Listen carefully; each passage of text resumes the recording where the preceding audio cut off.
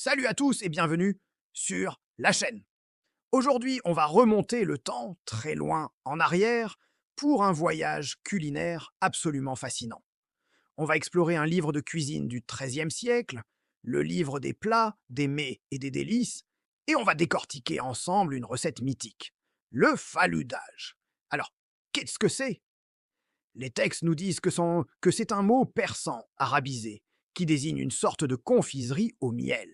C'est un dessert qui semble avoir été très populaire, au point qu'on en trouve plusieurs versions. Accrochez-vous, on part pour l'Andalousie médiévale, à la découverte des secrets sucrés des anciens Andalous. Vous êtes prêts, Sopsé? C'est parti! Commençons par la recette de base, la plus détaillée. C'est presque un cours de chimie médiévale. Le cuisinier nous explique qu'il faut d'abord prendre du gruau de blé. Il faut le tamiser, le secouer, puis le laver 5 ou 6 fois. Le but, c'est d'obtenir une eau astonino parfaitement claire. Imaginez la patience. Ensuite, on le laisse tremper longtemps. Après ça, on retire délicatement l'eau sans toucher le gruau.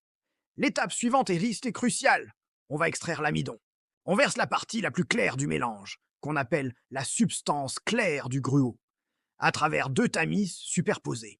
Ce qui reste, on le frotte à nouveau avec de l'eau et on filtre. On répète ça 3 fois. Puis, on nettoie tout et on recommence encore 3 fois. L'objectif est d'obtenir une pâte d'amidon très épaisse et très pure. C'est de l'extraction d'amidon de blé faite à la main. Une fois cette pâte d'amidon obtenue, on la colore avec du safran et on ajoute une pincée de sel. Pendant ce temps, on fait chauffer du bon miel dans une marmite en cuivre étamé. Quand la mousse du miel disparaît, on y ajoute une grande quantité de beurre clarifié qu'on appelle smen.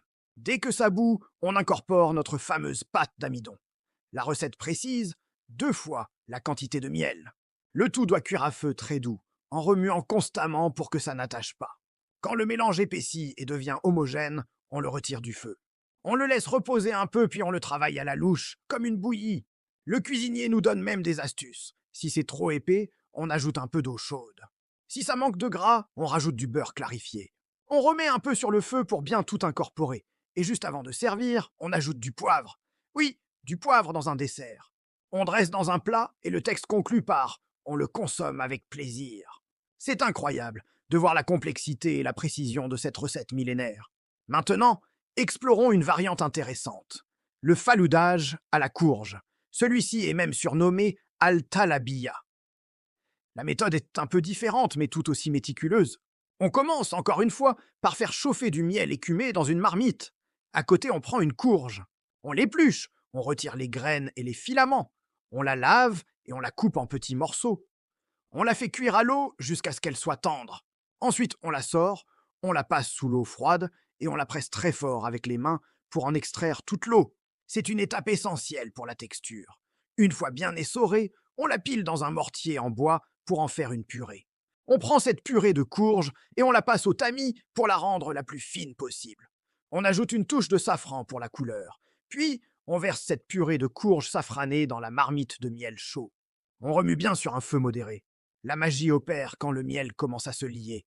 À ce moment-là, on ajoute du beurre clarifié ou de l'huile petit à petit. Le texte est très précis. On en ajoute tant que la préparation l'absorbe. C'est un signe que la cuisson progresse.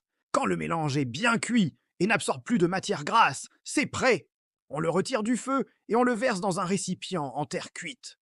Et là encore, surprise, on ajoute du poivre pendant que c'est encore chaud et tendre.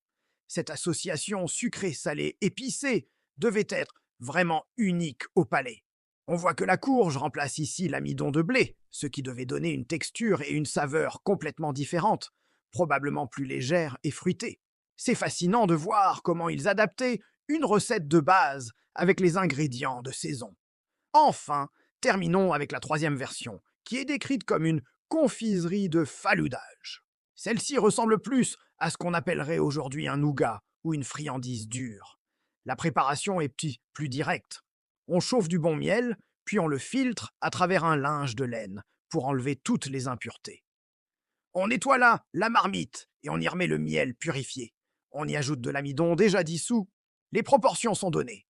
2 onces par ratle de miel, ce qui correspond à peu près à un volume d'amidon pour 6 volumes de miel. On y met aussi du safran dissous et de l'huile.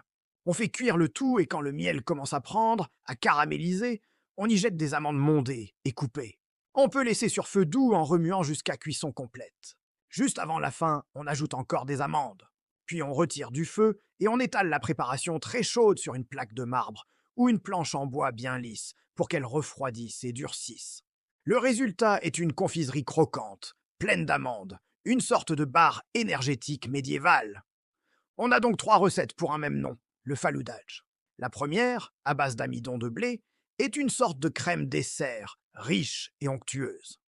La deuxième, à la courge, est une purée sucrée, plus légère. Et la troisième est une confiserie dure, croquante, remplie de fruits à coque. Ça nous montre toute la richesse et la diversité de la cuisine de l'époque. On voit des techniques sophistiquées, comme l'extraction d'amidon, le contrôle précis des cuissons et des textures, et des associations de saveurs audacieuses comme le miel et le poivre. C'est un témoignage incroyable du savoir-faire des cuisiniers du XIIIe siècle. On est loin de l'image d'une cuisine médiévale grossière. C'était raffiné, technique et délicieux. Voilà pour notre plongée dans l'histoire du faloudage. J'espère que ce voyage culinaire vous a plu. C'est incroyable de se dire que ces gestes et ces saveurs ont traversé les siècles pour arriver jusqu'à nous. Ça donne presque envie d'essayer de reproduire ces recettes. Non? Peut-être en adaptant un peu les techniques. Dites-moi en commentaire laquelle de ces 3 versions vous tente le plus.